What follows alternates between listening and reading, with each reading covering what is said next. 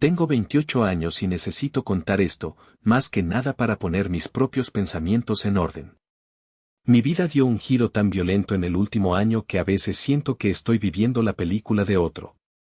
Todo comenzó, o más bien, todo se derrumbó, el día que perdí a mi padre. Él era mi ancla, mi héroe. Un cáncer de pulmón se lo llevó demasiado rápido, justo cuando yo cumplía los 22 y empezaba a sentir que por fin entendía algo de la vida. Su muerte dejó un silencio imposible de llenar en nuestra pequeña casa. Y en ese silencio, mi madre se perdió. El dolor la transformó en una persona que yo no reconocía. A los pocos meses, con la excusa de que necesitaba sentirse viva de nuevo, empezó a salir. Así conoció a Arturo. Él era todo lo que mi padre no fue, ostentoso, materialista, un empresario inmobiliario con una sonrisa tan pulcra como sus zapatos italianos.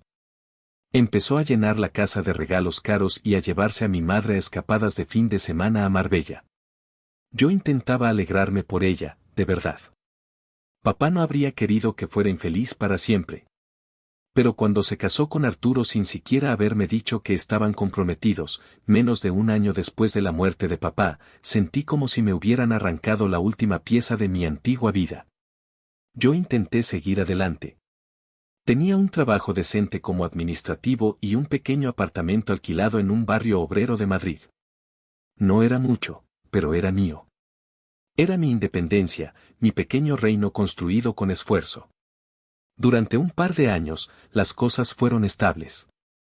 Veía a mi madre de vez en cuando, en cenas incómodas en restaurantes caros donde Arturo hablaba de sus negocios y yo me sentía como un accesorio fuera de lugar. Entonces, la crisis golpeó. La empresa para la que trabajaba hizo un recorte masivo de personal y mi nombre estaba en la lista. De la noche a la mañana, me vi sin ingresos.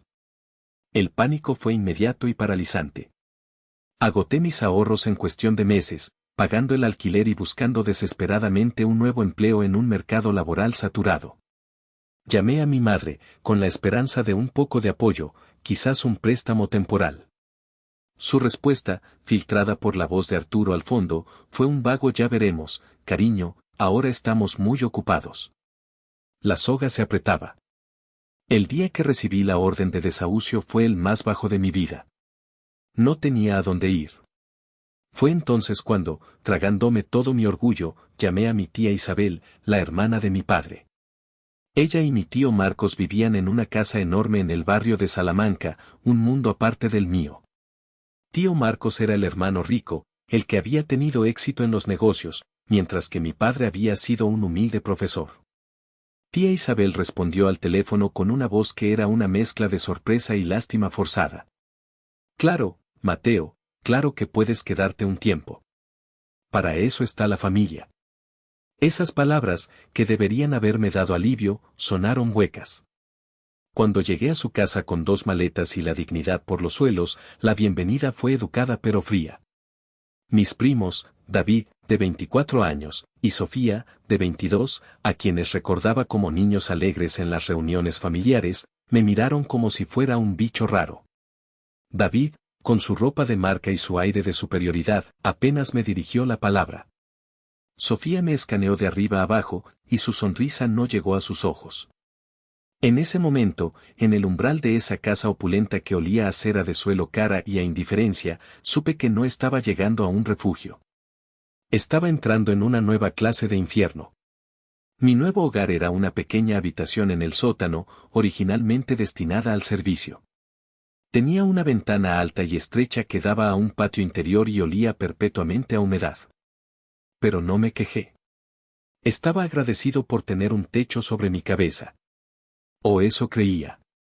Esa gratitud se evaporó rápidamente. A la semana de mi llegada, tía Isabel me sentó en su cocina de diseño, un espacio tan blanco e impersonal como una sala de operaciones, y me habló de contribuir a los gastos. Me fijó un alquiler.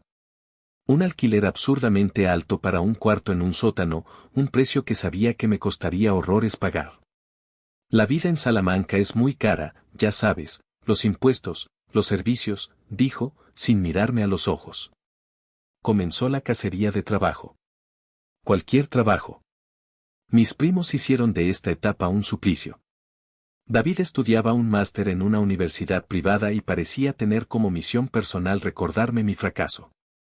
Cuando me veía estudiando para alguna entrevista, ponía la música a todo volumen en su habitación, justo encima de la mía. Necesito inspiración para mis proyectos, primo, gritaba si yo osaba pedirle que bajara el volumen. Más de una vez, accidentalmente cogió mi coche, un viejo Opel Corsa que era lo único de valor que me quedaba, y me lo devolvió con un nuevo arañazo y el depósito vacío. Sofía era más sutil, más venenosa. Era una influencer en ciernes, documentando su vida perfecta en Instagram.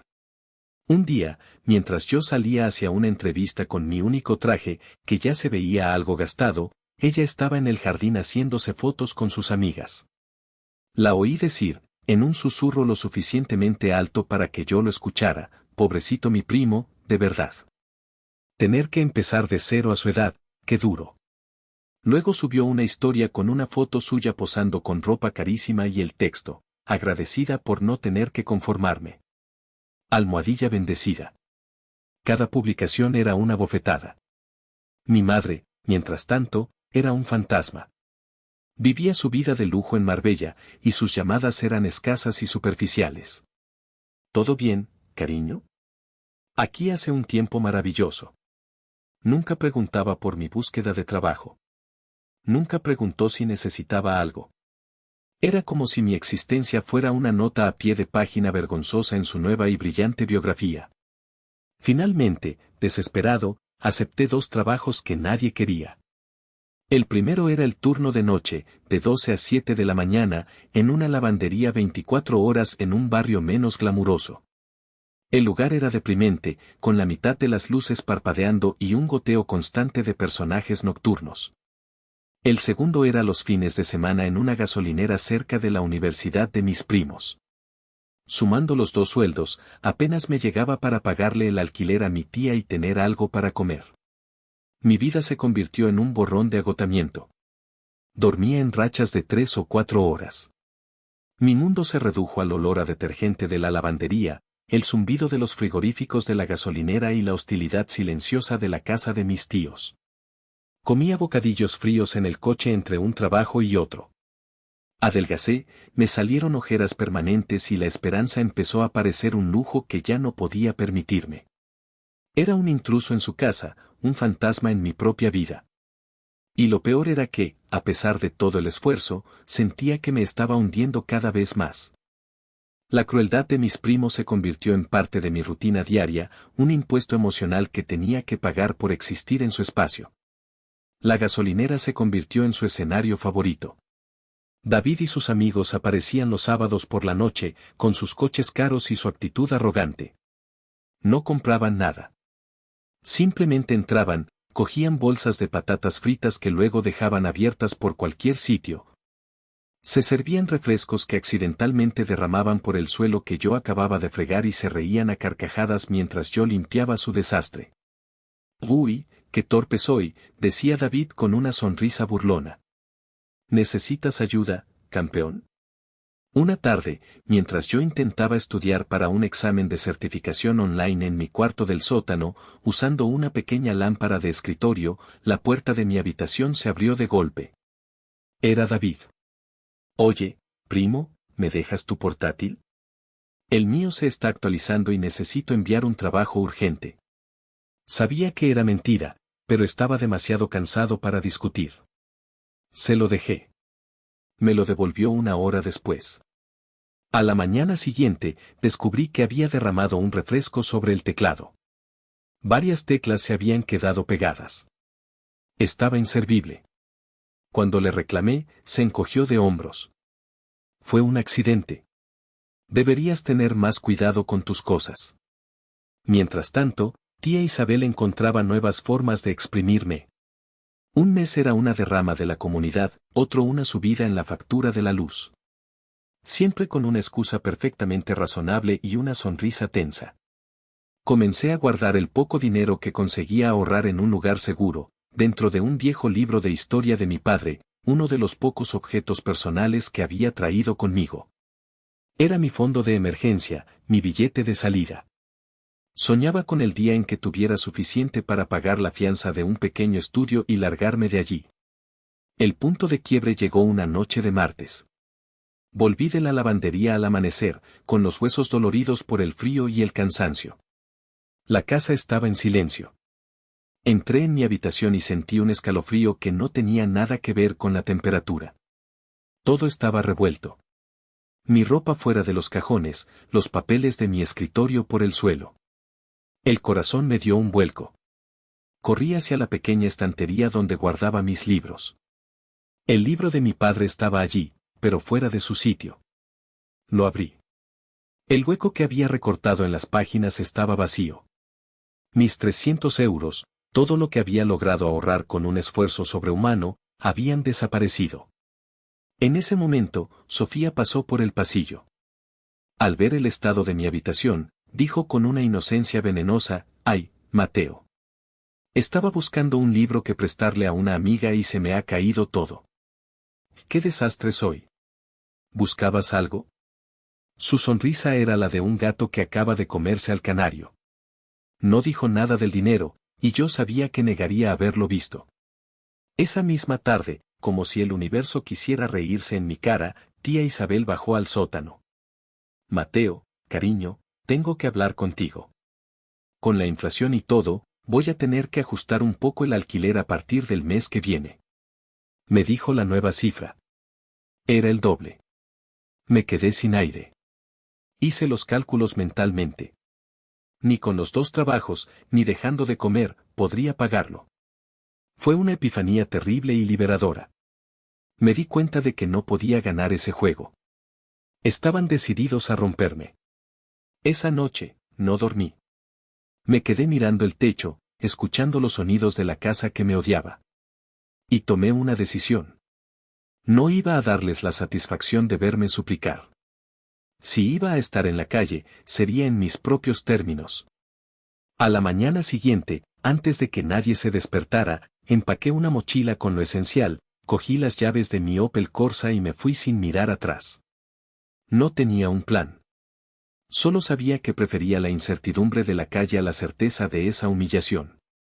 La primera noche durmiendo en el coche fue extrañamente tranquila. Aparqué en un callejón sin salida detrás de la lavandería. Recliné el asiento del conductor, usé mi mochila como almohada y me tapé con una vieja manta que guardaba en el maletero. Era incómodo, pero era silencioso. Nadie me miraba con desprecio. Nadie me exigía un dinero que no tenía. Por primera vez en meses, sentí una pizca de paz. No es tan malo, me dije a mí mismo, intentando convencerme. Pero la paz duró poco. Madrid en invierno es implacable. El frío se colaba por cada rendija del coche, un frío húmedo que se te metía en los huesos. La batería de mi Corsa empezó a fallar por las bajas temperaturas, así que apenas podía poner la calefacción por miedo a no poder arrancar por la mañana para ir a la gasolinera. Las noches se convirtieron en una prueba de resistencia. Me despertaba cada hora, tiritando, con los músculos agarrotados. Lo más difícil, sin embargo, era mantener las apariencias. Tenía que parecer una persona normal. Usaba los baños de la lavandería para asearme a escondidas de madrugada. Compraba café en la gasolinera solo para poder usar su baño y afeitarme. Lavaba mi ropa en la lavandería durante mis turnos.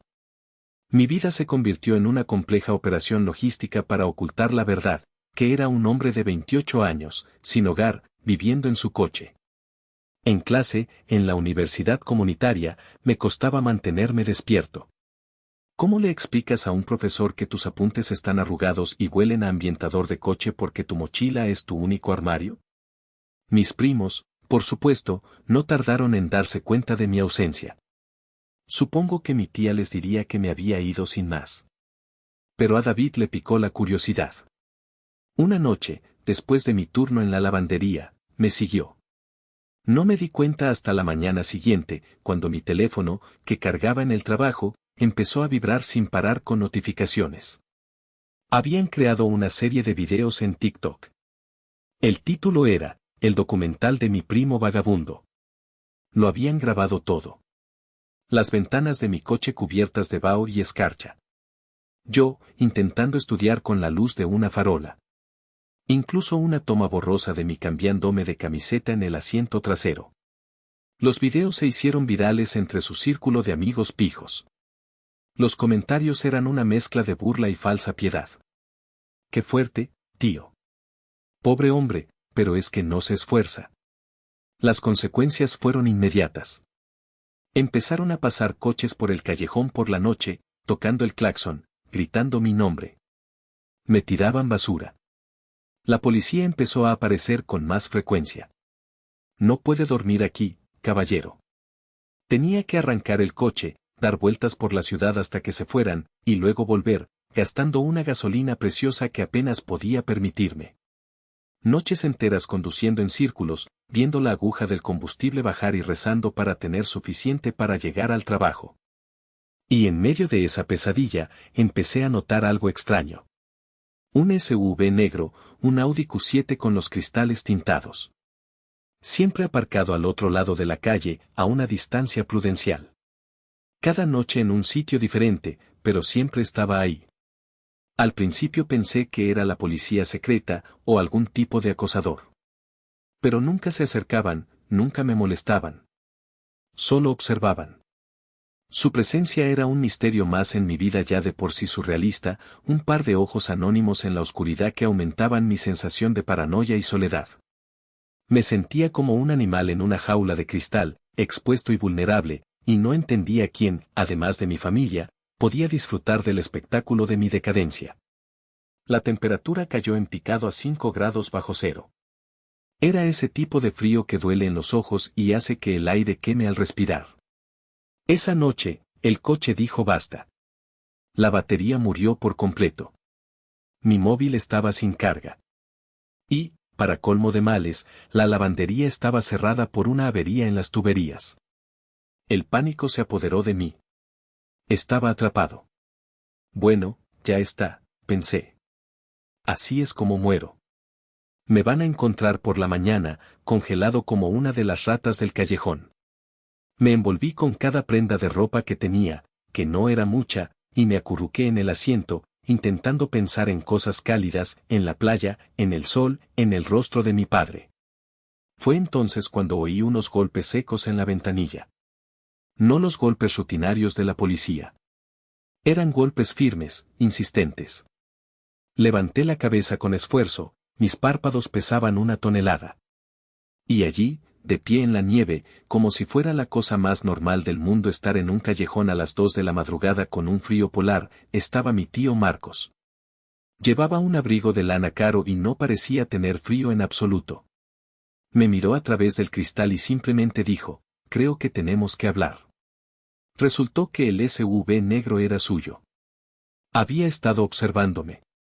Me lo explicó todo en su oficina, un espacio pequeño y sorprendentemente acogedor que yo no sabía que existía, justo encima de la lavandería. Mientras yo intentaba descongelar mis dedos con una taza de café de verdad, no de máquina, él se sentó frente a mí y me observó en silencio, como si estuviera resolviendo un enigma. Finalmente, habló. ¿Sabes? Tu padre y yo también dormimos en un coche una vez. Casi se me cae la taza. El tío Marcos que yo conocía era un magnate inmobiliario, un hombre de trajes a medida y éxito incontestable. Pero entonces empezó a contarme una historia que yo nunca había oído. Él y mi padre crecieron en la pobreza más absoluta. Su madre, mi abuela, tenía 3 trabajos y aún así a duras penas llegaban a fin de mes. Eran pobres de verdad. Sacó su móvil y me enseñó una foto antigua, descolorida. 2 adolescentes flacuchos, sentados en el capó de una furgoneta destartalada, comiendo directamente de una lata. Ese de la izquierda es tu padre, dijo. Y sí, allí estaba la misma sonrisa pícara que yo recordaba, solo que en un rostro mucho más joven y delgado. Me contó que el dueño original de esta misma lavandería solía dejarles pasar la noche dentro cuando hacía mucho frío. Ellos le ayudaban a limpiar, a reparar las máquinas. Cuando el dueño enfermó, les ofreció venderles el local por una miseria. Mi padre acababa de conseguir una beca para la universidad, pero mi tío Marcos había estado trabajando en la construcción y ahorrando cada céntimo. Así que la compró. Fue su primera propiedad. Empezó a sacar documentos de un archivador. Escrituras, contratos, planes de negocio. Y en los márgenes de muchos de ellos estaba la letra de mi padre. Cuando tu padre enfermó, continuó mi tío, con la voz un poco más grave, me hizo prometerle dos cosas. La primera, que cuidara de ti. La segunda, que me asegurara de que aprendieras a cuidar de ti mismo. Me miró fijamente. Y debo decir que estás haciendo un trabajo mucho mejor en la segunda parte de lo que yo esperaba. Las lágrimas empezaron a caer por mi cara sin que pudiera evitarlo. Entonces, soltó la verdadera bomba. Resulta que ahora era dueño de casi toda la manzana. Y me había estado vigilando todo este tiempo a través de las cámaras de seguridad. Había visto mi esfuerzo, mi resistencia, mi negativa a rendirme. Has tenido 2 trabajos sin quejarte, has seguido estudiando, has encontrado la forma de sobrevivir. Incluso has mantenido esta lavandería funcionando mejor que el gerente que contraté, dijo, y por primera vez, sonrió. El encargado me dijo que arreglaste la máquina de las monedas. A mi técnico de mantenimiento le costó 3 intentos averiguarlo. Entonces sacó una llave y la deslizó sobre la mesa. Es del apartamento de arriba. El que está sobre esta oficina. Es tuyo. Sin alquiler, mientras sigas trabajando aquí y no abandones tus estudios. Intenté negarme, decir que era demasiado, que parecía caridad. Pero me cortó en seco. Esto no es caridad, Mateo. Es una inversión. Tienes el cerebro de tu padre y tu propia clase de determinación. Estoy invirtiendo en eso. Me enseñó una carpeta que tenía con mi nombre. Dentro había copias de mis expedientes académicos, informes de mi trabajo, incluso capturas de pantalla de los horribles TikToks de mis primos. Ellos creían que te estaban humillando, dijo. Todo lo que yo vi fue a alguien que se negaba a romperse. Esa noche dormí en una cama de verdad por primera vez en meses. El apartamento era modesto, pero era cálido, limpio y seguro. Era mío. Era un nuevo comienzo. La mañana después de que el tío Marcos me diera el apartamento, me desperté con el sonido de mi teléfono vibrando sin parar sobre la mesita de noche. Eran mensajes de mi tía Isabel. Resulta que David, como no, había pasado en coche por la lavandería de camino a la universidad y me había visto salir del portal que llevaba a los apartamentos de arriba. Hizo fotos, por supuesto que las hizo. No habían pasado ni 2 horas cuando mi tía Isabel irrumpió en la lavandería. Llevaba su ropa de deporte de diseño y parecía a punto de explotar. Empezó a gritar en medio del local, delante de los pocos clientes que había a esa hora. Gritaba sobre cómo estaba intentando robarle a su marido, cómo lo había seducido para quitarle su dinero.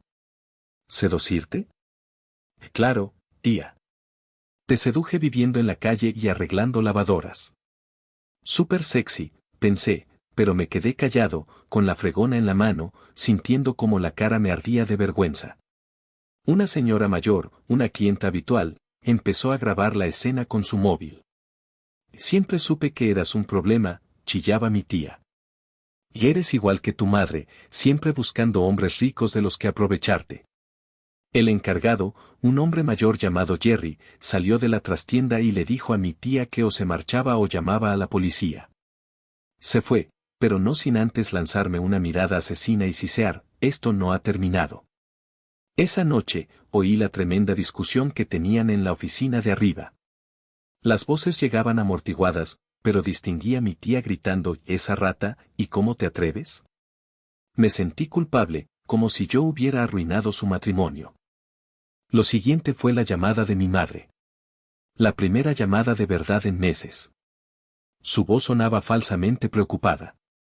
«Cariño, estoy oyendo cosas muy preocupantes». Estaba claro que Sofía o David le habían contado su versión de los hechos. Poco después, ella y Arturo se presentaron en mi apartamento sin avisar. Mi madre, vestida con un traje de chaqueta carísimo, escaneó mi pequeño estudio con una mirada de desdén. «Oh, cariño», dijo, y su tono sonaba más calculador que maternal. «¡Qué pintoresco!». Arturo se quedó junto a la puerta, como si temiera que la pobreza fuera contagiosa. Hemos oído cosas sobre ti y tu tío Marcos, empezó mi madre. La forma en que lo dijo me revolvió el estómago. ¿Qué cosas? Ella forzó una sonrisa cómplice. Vamos, Mateo. Sé lo que estás haciendo. Es muy listo, la verdad. Jugar al sobrino pobre y abandonado para acercarte a él, a su negocio, seguro que ya te ha prometido bastante. La revelación me golpeó como una bofetada. ¿Crees que estoy intentando quitarle su dinero? Me eché a reír, una risa amarga.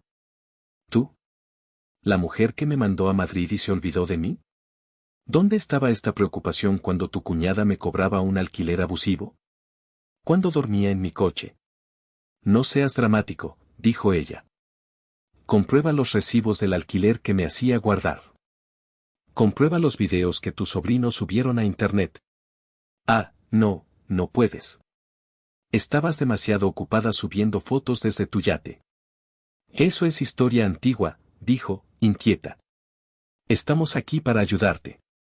Arturo tiene un amigo que dirige un internado maravilloso en Suiza.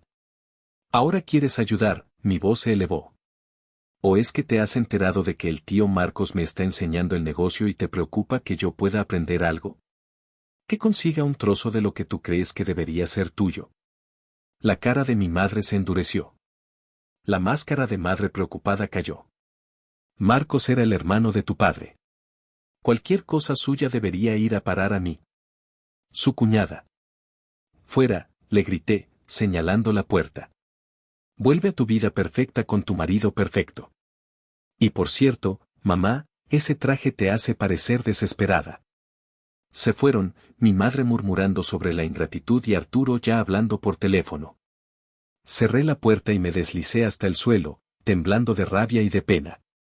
Después del drama con mi madre y Arturo, hubo una calma extraña durante una semana. Yo estaba en mi turno de noche en la lavandería cuando David entró corriendo. No tenía su habitual aire de superioridad. Parecía asustado. Pálido.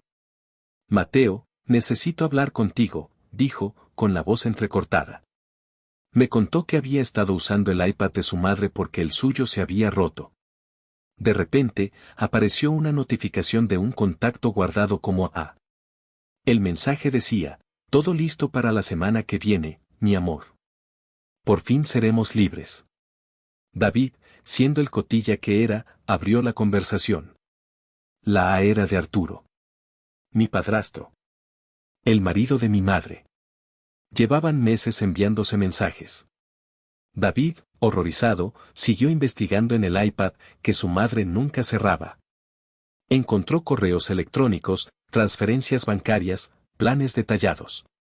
Su madre, mi tía Isabel, y mi padrastro, Arturo, tenían una aventura desde hacía más de un año.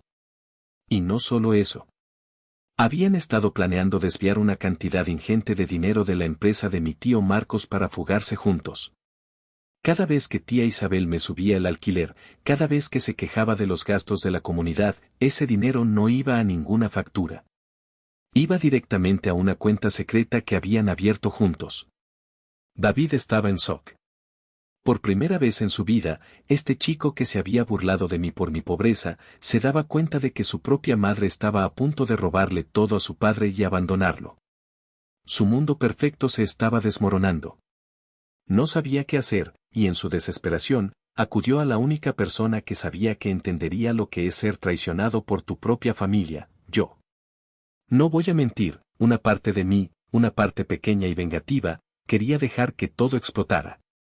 Sería un karma delicioso. Pero vi el pánico genuino en los ojos de David, y supe que no podía.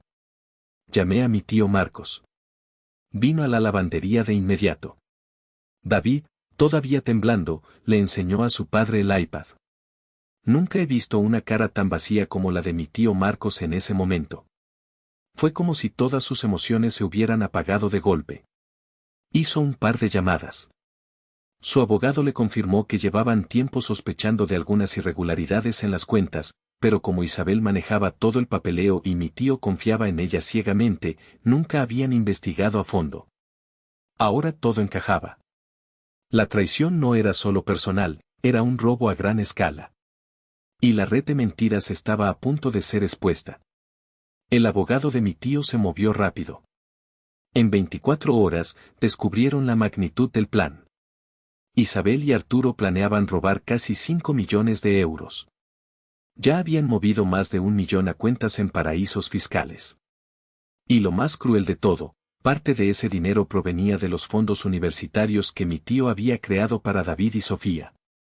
Su propia madre les estaba robando su futuro. Sofía también se enteró. Cuando David le enseñó el iPad, su reacción fue de incredulidad, seguida de un llanto desconsolado.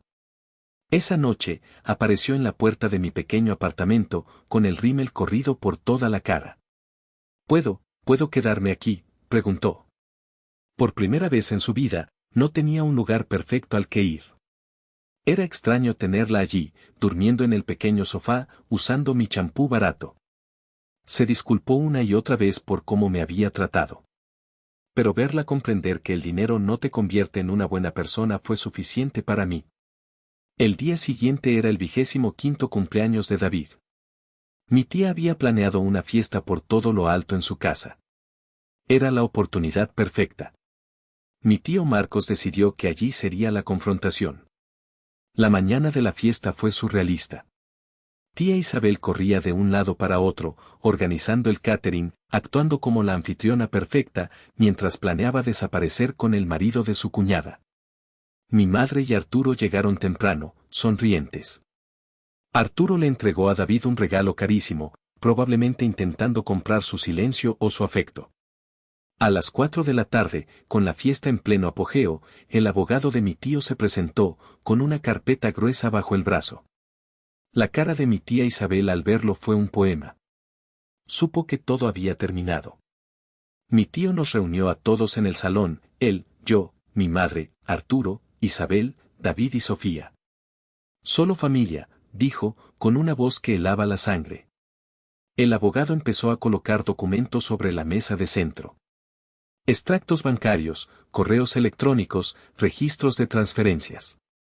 Fotos de Isabel y Arturo juntos, tomadas por un investigador privado. Con cada papel, el silencio en la habitación se hacía más denso. Luego, reprodujo una grabación. Eran ellos, Isabel y Arturo, hablando de sus planes, riéndose de lo estúpido que era todo el mundo por no darse cuenta. Mi madre dejó de respirar cuando oyó la voz de Arturo. Se quedó congelada. Isabel intentó decir que era falso, pero entonces mi tío sacó el iPad y empezó a leer sus mensajes en voz alta. Lo que siguió fue el caos. Mi madre se abalanzó sobre Arturo, golpeándolo con su bolso de marca. Tía Isabel intentó correr hacia la puerta, pero 2 hombres vestidos de traje, que habían entrado discretamente, la interceptaron. Eran agentes de la policía. Isabel Gámez, queda usted detenida por fraude y malversación. Se los llevaron a los 2 esposados. Arturo gritaba que tenía una buena explicación. Isabel lloraba diciendo que le habíamos arruinado la vida. Pero ninguno de los 2 miró a sus hijos. Ni una sola vez. Mi madre tuvo un colapso nervioso. Descubrió que Arturo también le había robado a ella, vaciando las cuentas donde guardaba el dinero del seguro de vida de mi padre. Las semanas siguientes fueron una locura de investigaciones y abogados. Al final, David y Sofía se quedaron a vivir con su padre. Tuvieron que vender la casa de Salamanca. Yo me convertí oficialmente en el gerente de la cadena de lavanderías de mi tío y empecé a aprender del negocio inmobiliario a su lado. Mis primos y yo estamos reconstruyendo nuestra relación, esta vez desde la honestidad y el respeto. A veces, cuando miro atrás, todavía me cuesta creer todo lo que pasó. Pero entonces miro la llave de mi apartamento, el pequeño negocio que ayudo a dirigir, y sé que, aunque el camino fue un infierno, al final encontré mi propio lugar en el mundo. No gracias a la caridad, sino a una inversión. La inversión que mi tío hizo en mí.